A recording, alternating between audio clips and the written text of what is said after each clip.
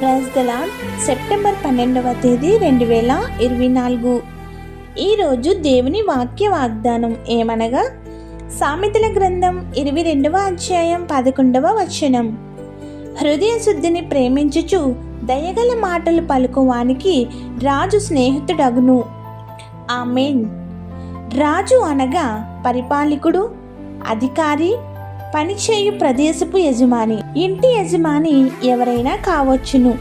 ఎవని అధికారం క్రింద ఉంటున్నామో వారే రాజుగా మంచి ప్రవర్తనతో, హృదయములో కపటోపాయం లేక శుద్ధి ప్రేమతో హృదయ శుద్ధిని కలిగిన వారంగా నడవడిక చూపిస్తామో వారిని దేవుడు ఏకంగా రాజుకి స్నేహితుడిని చేస్తాను అని మనకు వాగ్దానం ఇస్తున్నాడు.